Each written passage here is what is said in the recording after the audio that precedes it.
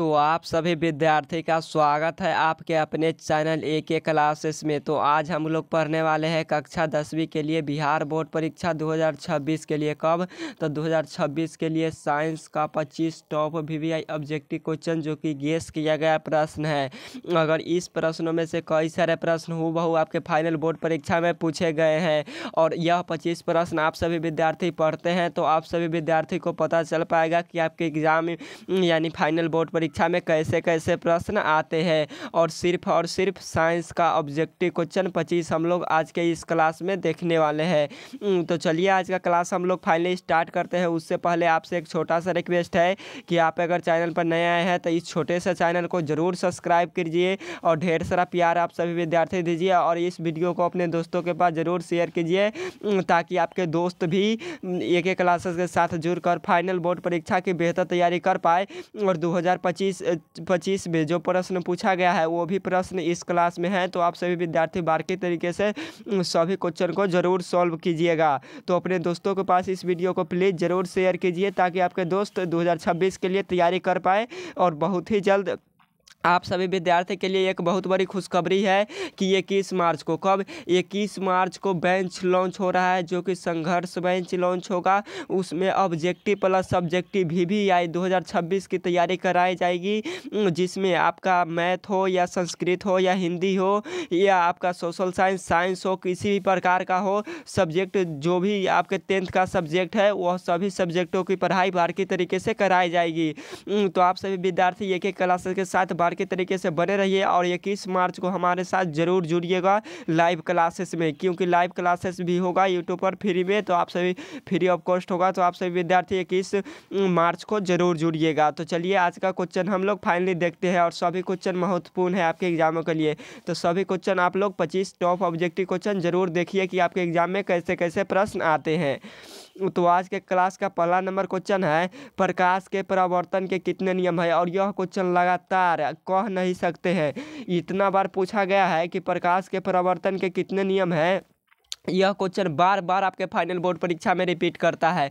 तो प्रकाश के परावर्तन के कितने नियम है? तो प्रकाश के परावर्तन के 2 नियम है। हमारा राइट आंसर क्या होगा? तो ए होगा। क्या होगा? तो हमारा राइट आंसर ए होगा। प्रकाश के परावर्तन के 2 नियम है। और अपवर्तन आपसे पूछे प्रकाश के अपवर्तन के भी कितने नियम है? तो प्रकाश के अपवर्तन के भी कितना नियम है? तो 2 ही नियम है। तो आप लोग याद रखिए।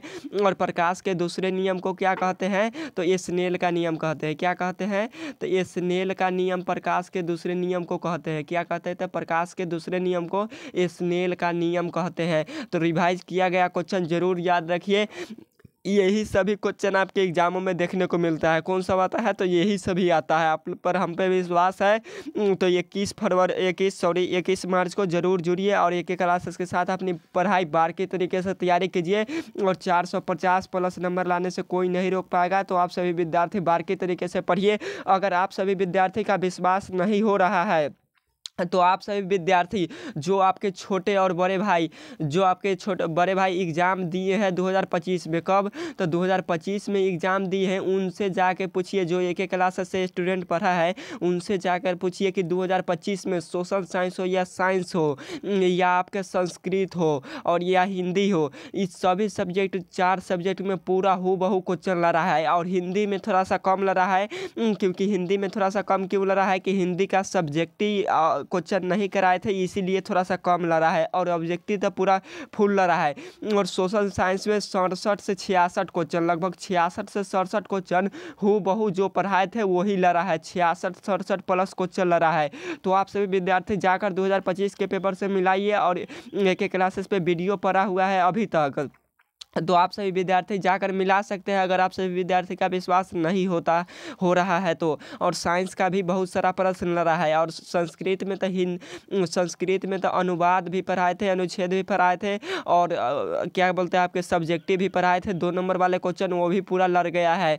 जो विद्यार्थी पढ़ा होगा, सभी क्लास को किया होगा संस्कृत का बारीकी तरीके से, उसका तो 100 में 100 नंबर आने से कोई नहीं रोकेगा। 100 में 100 नंबर, अगर राइटिंग अच्छा होगा तो उनको 100 में 100 नंबर दे दिए जाएंगे। और ऑब्जेक्टिव पक्का वो विद्यार्थी पढ़ा होगा तो आप सभी विद्यार्थी बारीकी तरीके से AK क्लासेस के साथ पढ़िए।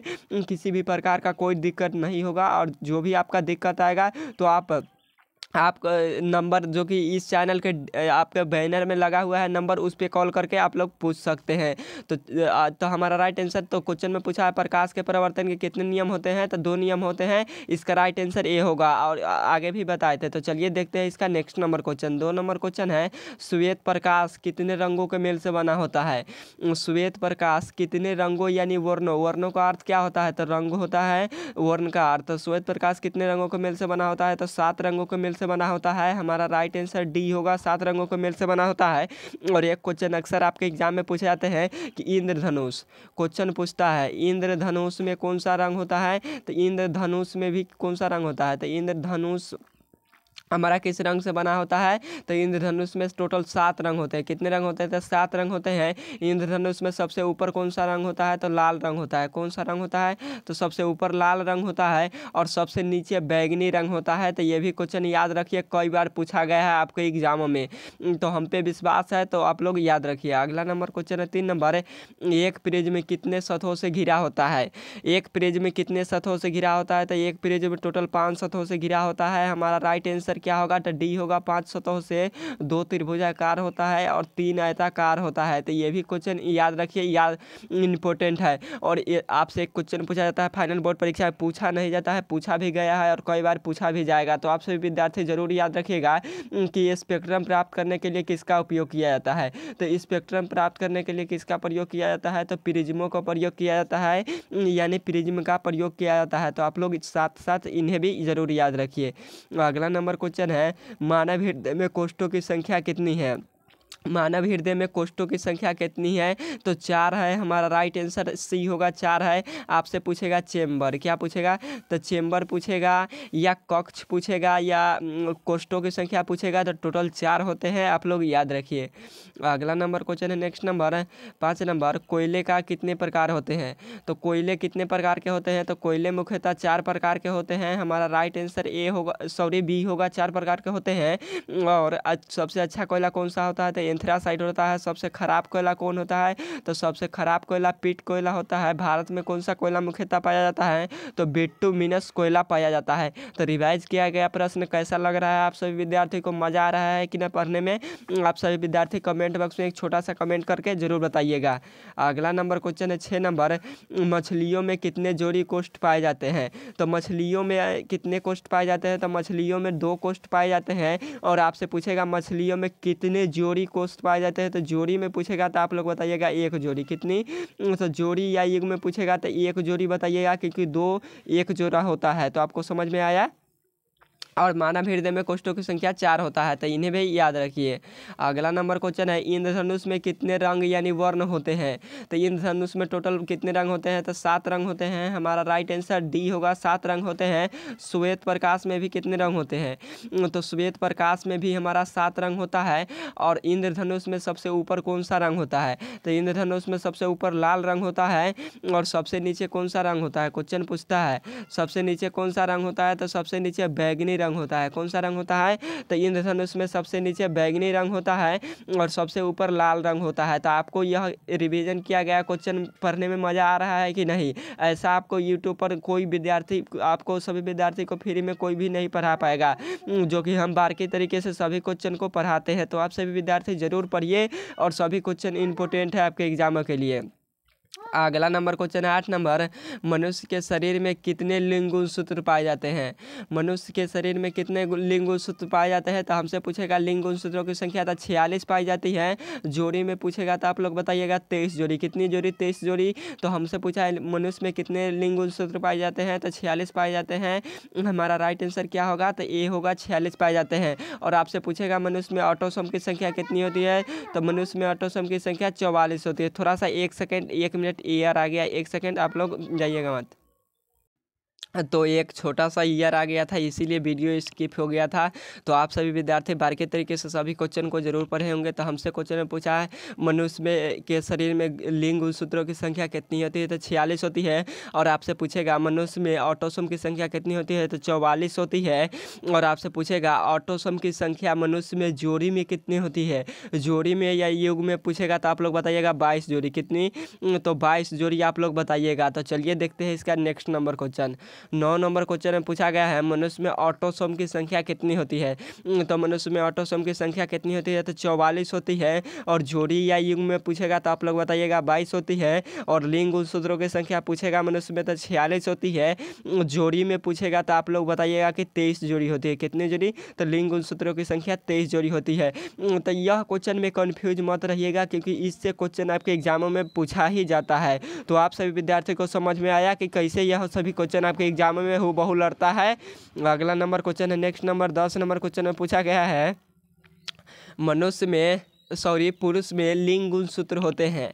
हमसे क्वेश्चन पूछा है पुरुष में लिंग गुणसूत्र क्या होते हैं, तो पुरुष में होते हैं XY। हमारा राइट आंसर क्या होगा, तो बी होगा, XY होते हैं। अगला नंबर क्वेश्चन है, नेक्स्ट नंबर क्वेश्चन है 11 नंबर क्वेश्चन में पूछा गया है स्त्री में लिंग गुणसूत्र होते हैं। तो स्त्री में लिंग गुणसूत्र क्या होते हैं, तो XX होते हैं। क्या होते हैं, तो XX होते हैं। हमारा राइट आंसर क्या होगा, तो बी होगा, XX होते हैं। आप लोग याद रखिए। अगला नंबर क्वेश्चन है 12 नंबर, मेंडल ने अपने प्रयोग के लिए कितने विकल्पी लक्षणों का अध्ययन किया था।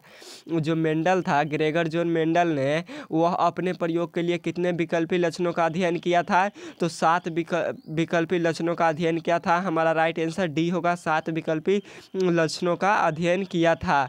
और ग्रेगर जॉन मेंडल ने किस पौधे का चयन किया था अपने प्रयोग के लिए, तो साधारण मटर का पौधा का चयन किया था। कौन सा पौधा, तो साधारण मटर का पौधा। तो आप लोग याद रखिए। अगला नंबर क्वेश्चन है 13 नंबर, लोहा की परमाणु संख्या होती है। लोहा की परमाणु संख्या कितनी होती है, तो लोहा का परमाणु संख्या 26 होती है। पोटेशियम की परमाणु संख्या कितना होती है, तो 18 होती है। मैग्नीशियम का परमाणु संख्या कितना होती है, तो मैग्नीशियम का परमाणु संख्या हमारा 12 होती है। 11 किसकी होती है, तो 11 सोडियम का होती है। तो आप लोग याद रखिए यह सभी परमाणु संख्या। अगला नंबर क्वेश्चन है मछलियाँ किस अंग के द्वारा सांस लेती है, और यह भी क्वेश्चन लगातार पूछा जाता है। तो मछलियाँ किस अंग के द्वारा सांस लेती है, तो मछलियाँ गिल्स यानी गलफड़ा के द्वारा सांस लेती है। हमारा राइट आंसर सी होगा। अगला नंबर क्वेश्चन है मानव का उद्भव सबसे पहले कहाँ हुआ। क्वेश्चन इंपॉर्टेंट है, कंपटीशन में भी पूछा जाता है।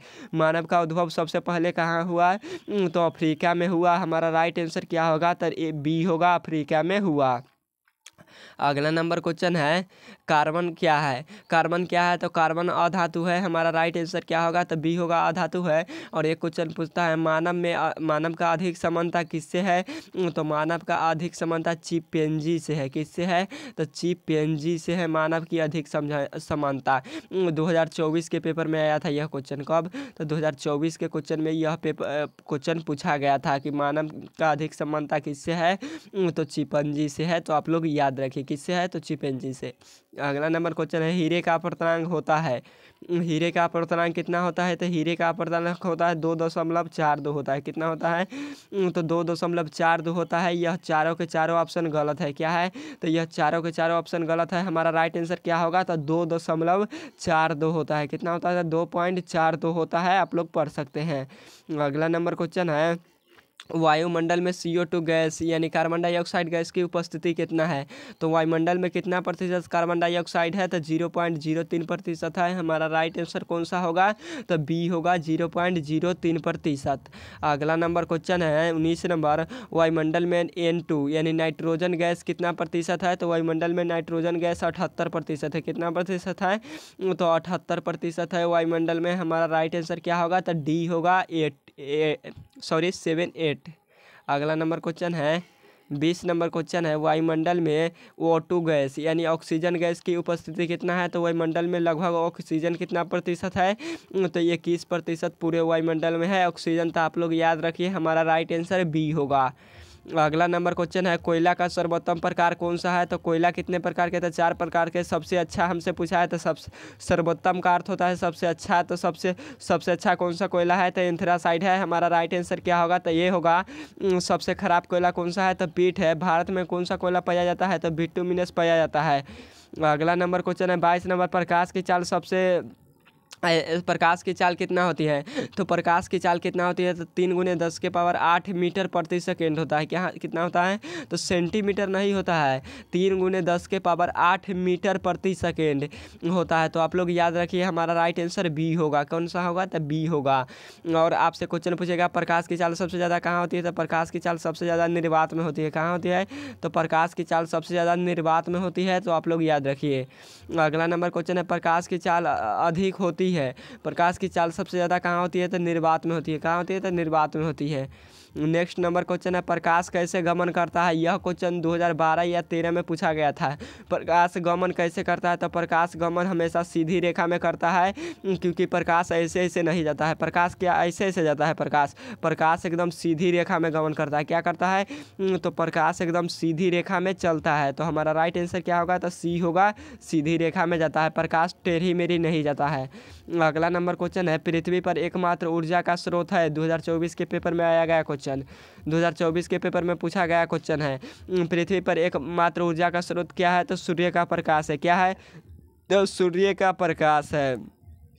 अगला नंबर, तो आज का क्लास में सिर्फ और सिर्फ 25 ऑब्जेक्टिव क्वेश्चन था। और आपको यह कैसा लगा आप सभी विद्यार्थी कमेंट बॉक्स में ज़रूर बताइएगा, और एक छोटा सा कमेंट ज़रूर कर दीजिएगा। और 21 मार्च को, कब?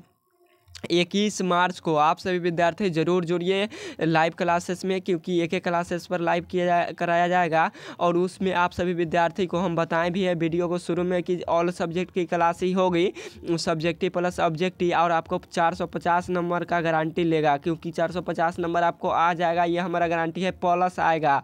अगर आप सभी विद्यार्थी बारीकी तरीके से पढ़िएगा और थोड़ा सा आपका राइटिंग बनता होगा तो, और आप सभी विद्यार्थी समझकर पढ़ते हैं बारीकी तरीके से, तो आप सभी विद्यार्थी इस वीडियो को लेने के बाद एक छोटा सा कमेंट करके ज़रूर बता दीजिएगा। तो ओके बाय, फिर मिलेंगे नेक्स्ट क्लास में। और 25 में कितना सही हुआ आप लोग ज़रूर बताइए। Okay bye.